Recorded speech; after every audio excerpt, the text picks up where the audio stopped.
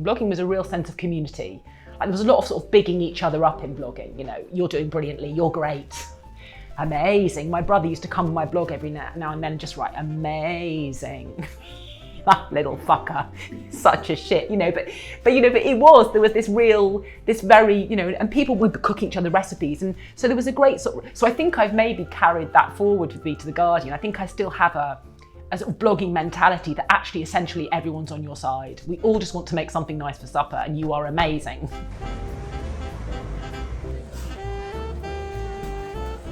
When I was first writing about Rome, I was writing as I was learning. I was about to say discovered, and that's such a horrible word, isn't it? Because I wasn't discovering anything. Like, it wasn't, but what I mean was that I'd moved here, I didn't speak any Italian. And so I was writing about, as I was learning about a place. And I'm so aware of talking cliches as a food writer, but actually I did, you know, when I wrote about we're above a bread shop here that I could smell every morning. And so I was writing about that.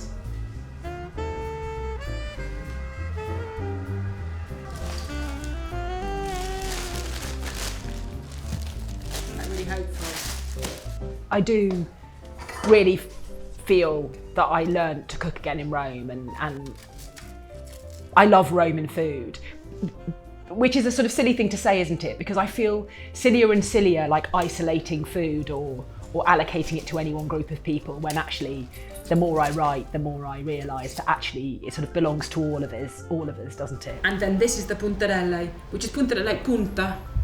It's the little, they're like tubes, look. So you can see it's hollow. Really naughty. You hate it.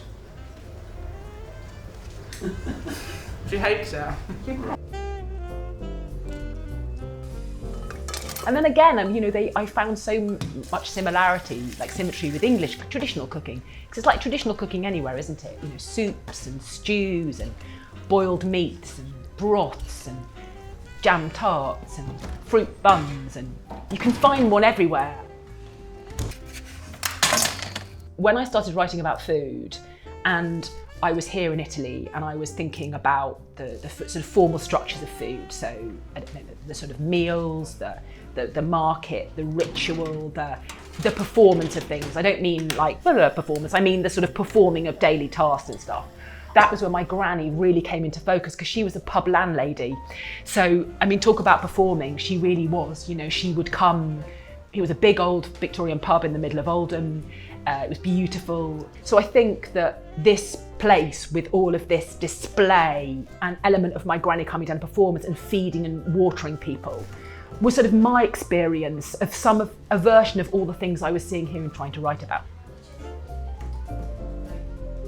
Also, because when I first went in a trattoria, I remember thinking that it was familiar, and thinking, this is not a restaurant, this is like a pub, family run, functional, you know, watering and feeding. Bravo, bash it really in. Great.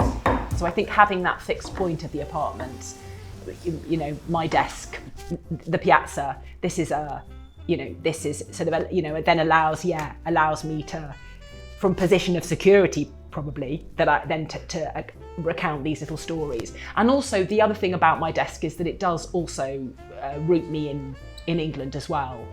And I feel more and more that my, you know, that world there of, because of course I'm English, and you know, writing about Italian food has also made me reflect massively on English food and sort of where I come from, and global food. I mean, more and more now I feel I've been, you know, I feel I sort of want to get bigger and bigger, because you have to, don't you?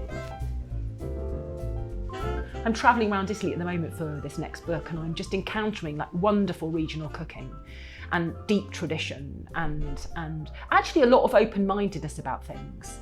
And certain like stories reassure me. Like, I always remember when I was doing the pasta book, and everyone was like, when you go to Bologna, like that, well, you'll meet some, you know, some personaggi there, you know, with the they're really rigorous. They measure their tagliatelle, you know, their tortellini are this big.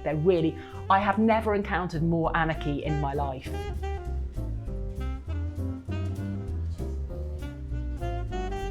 God, I can't, that vlog, still there. I leave it, it's sort of like having a really, it's like having a, this sort of, I know it's all there, there's no lies, go back. But it was good, I was gonna say, it was like, it's where I come from.